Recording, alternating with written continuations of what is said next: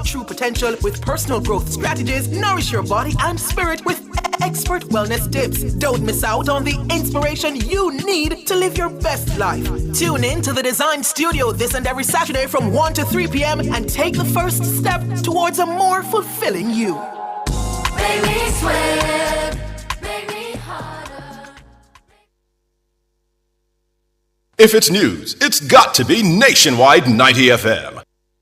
You're listening to Nationwide 90 FM. The time is 9 o'clock. Factual, insightful, and credible. It's Nationwide News Now at 9.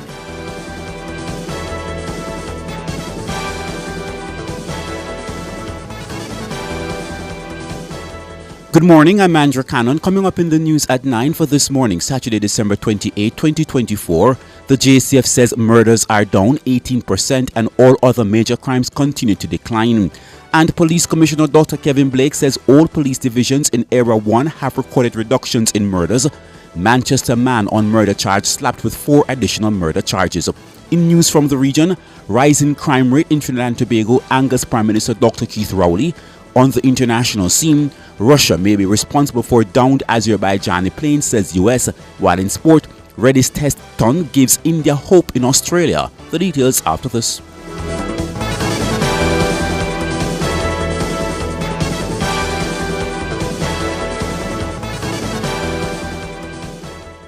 The Jamaica Constabulary Force, JCF, says the country continues to record a decline in murders and other major crimes. Up to December 21 this year, the JCF says 1,129 murders were recorded. That's an 18% reduction compared to the corresponding period last year. Other major crimes such as shootings, robberies, rapes and break-ins also continue to decline. During his year in review message, Police Commissioner Dr. Kevin Blake says all police divisions in Area 1 recorded reductions in murders. Area 1, led by Assistant Commissioner of Police Glenn Miller, has shown exceptional performance with all divisions recording reductions in major crimes. St. James, often a focal point for crime reduction initiatives, Superintendent Aaron Samuels and his team have worked to produce a 9% decline in overall major crimes with a very significant 34% reduction in murders. Similarly, Westmoreland, under the superintendence of SP Othniel Dobson, demonstrated steady progress with a 24% drop in major crimes, including a 14% reduction in murders. In Hanover, the efforts of Superintendent Andrew Nish and his management team to address crime bore tangible results, as the parish achieved a robust 35% reduction in murders. Dr. Blake says the Trelawney Police Division has neither recorded an increase nor a decrease in murders. He says for areas 2 and 3, all divisions noted a reduction in murders except Manchester.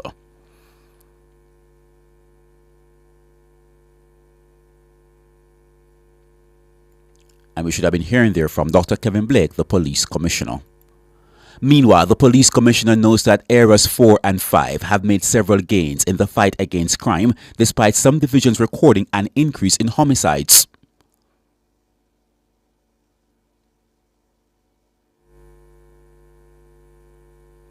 Alright, so we apologize for the absence of that insert, and we should have been hearing from Dr. Kevin Blake, the Police Commissioner. A Manchester man charged with killing his landlord 2 years ago has been slapped with 4 additional murder charges. He is a 32-year-old Toby Clark of Chudley District in Christiana. Clark was charged for 2 separate double murders following the completion of formal administrative processes on Wednesday.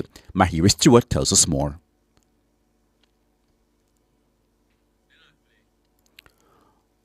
All right, so we apologize for the absence of that report. Nationwide News understands that the brother of a deceased gangster was killed in the wee hours of this morning by the police.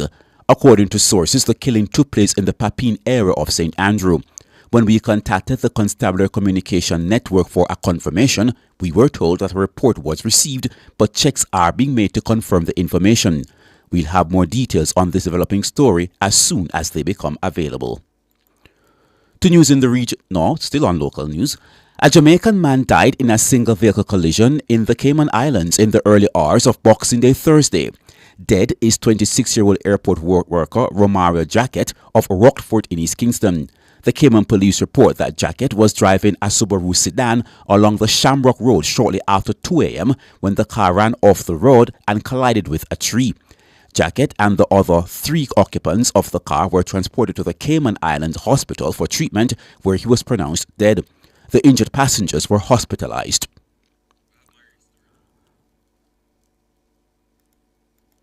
And now we return to that story we told you about earlier, where a Manchester man was charged with killing his landlord 2 years ago.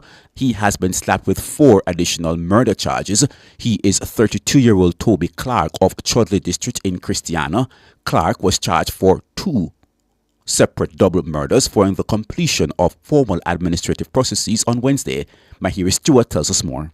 The JCF says one of the double murder cases involved Toby Clark's aunt 7 years ago in 2017. The victims, 64-year-old Doreen Hamilton and her 38-year-old son Orain, were killed at their home on Cedar Garden Road in Mandeville.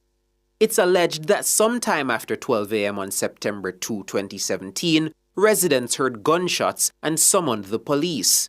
On the arrival of the police, Hamilton and her son were found inside their home with gunshot wounds.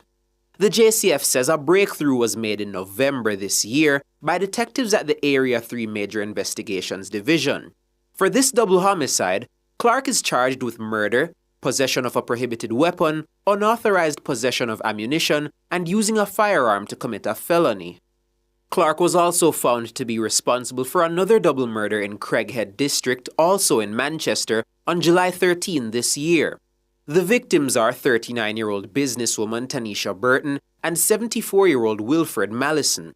It's reported that Burton, Mallison, and another man were at a bar when armed men entered and opened fire, hitting all 3. The gunmen escaped on foot. The victims were rushed to the hospital, where Burton and Mallison were pronounced dead.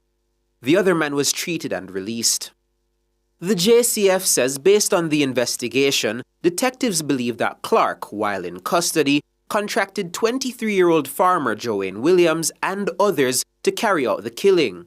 Williams was charged on November 29 in relation to the incident. For his part, Clark is charged with 2 counts of murder, conspiracy to murder, possession of a prohibited weapon, unauthorized possession of ammunition, using a firearm to commit a felony, and wounding with intent. Preparations for Clark's court date are underway. Mahiri Stewart for Nationwide News. In Area 2. And now we return to that story where the Commissioner of Police, Dr. Keith Blake, says the Trelawney Police Division has neither recorded an increase nor a decrease in murders. He says for Areas 2 and 3, all divisions noted a reduction in murders except Manchester.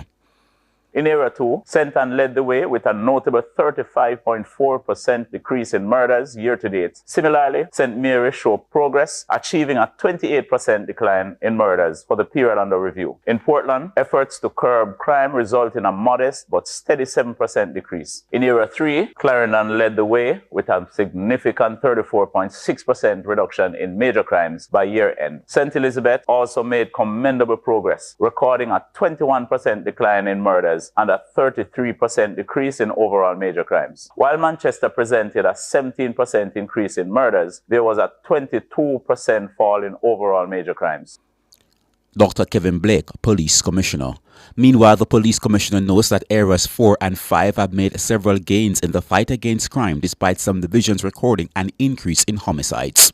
When we look at Area 4, we've seen where 4 out of 5 divisions are recording reductions in overall major crimes. In Kingston West, Senior Superintendent Michael Phipps has led his team to achieve a 32% reduction in murders. Kingston Central is registering a 40% drop in murders. Area 5, Superintendent Upton Nicholson and his team in St. Catherine North have achieved a 21% drop in murders, while in St. Catherine South, Deputy Superintendent Michael Campbell and his staff are seeing an 18% reduction in murders. St. Thomas has registered a 10% reduction in murders, while St. Andrew North is working to correct a 14% increase in murders. And of course, that's Dr. Kevin Blake, Commissioner of Police. And now to news in the region. With a record high of 614 murders up to Friday, Prime Minister of Trinidad and Tobago, Dr. Keith Rowley, is upset that the Trinidad and Tobago police force has not been able to do more to curb the rising rate of serious crime and murders, in particular, a situation he has described as totally unacceptable. In a statement posted on the Office of the Prime Minister's Facebook page on Thursday night, Dr. Rowley said he hoped and had a genuine expectation that national security efforts would have seen a visible reduction in the number of murders and violent crime by now. The unacceptable high level of violent crime in the country has attracted the consistent attention and not inconsiderable resources of the state, the Prime Minister said. He went on to state, unfortunately, even the significant efforts of the national security agencies have not deterred criminal minds which operate as though without fear of detection and certainly of timely dissuading punishment. Dr. Rowley added, quote, I am very disappointed in the outturn where once again in this small nation, frequent killings see us for the second year straight recording over 600 deaths attributed to widespread violence. As much as the police has done, they are required to do more if the stated objectives are to be attained, end quote. Rowley was echoing the statements of his minister in the Ministry of National Security, Keith Scotland, who on Christmas Day said police and himself can do a better job at addressing crime. On the international scene, White House spokesman John Kirby has said the U.S. has seen early indications that Russia may have been responsible for the downing of the Azerbaijani Airlines plane that crashed on the 25th of December, killing 38 people. Mr. Kirby did not elaborate further, but told reporters the U.S. had offered assistance to the investigation into the crash. The plane is thought to have come under fire from Russian air defense systems as it tried to land in Chechnya before being diverted across the Caspian Sea to Kazakhstan, where it crashed. The Kremlin has refused to comment, but the head of the Russia's Civil Aviation Agency said the situation in Chechnya was very complicated due to Ukrainian drone strikes on the region. And in a development, Vladimir Putin, the president of Russia, he has apologized for the tragic downing of the Azerbaijani plane in Russian airspace without saying Russia was responsible. Let's now turn to sport. Nitish Kumar Reddy hit a superb first test century to keep India in the fourth test, but Australia remained in a strong position at the end of day 3 in Melbourne. Playing in his fourth test with his father among the Indian fans in the stands, the 21-year-old made an unbeaten 105 to drag his side from 191 for 6 to 358 for 9 at the close. He put on 127 in 47 overs for the 8th wicket with Washington Sundar to frustrate Australia after the early dismissals of Rishi Pant for 28 and Ravindra Jadeja for 17. Sundar fell with 50 with Reddy unbeaten on 97 when Jasprit Burma went for a 3-ball duck. The batting all-rounder was at risk of being stranded. At last man, Mohammad Siraj emerged, but Siraj survived the rest of the Cummins over, and Reddy, batting at number 8, reached 3 figures by elegantly driving his 10th 4. And now for a recap of the top stories making the news at this hour.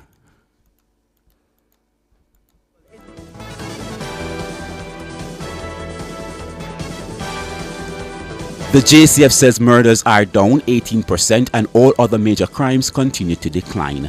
And Police Commissioner Dr. Kevin Blake says all police divisions in Area 1 have recorded reductions in murders. Manchester man on murder charge slapped with 4 additional murder charges.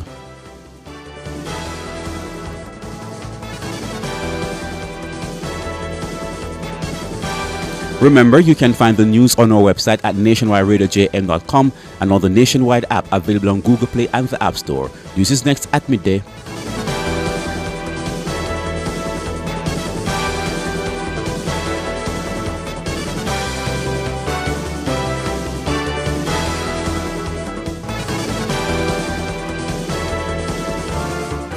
You've just heard Nationwide News Now at 9.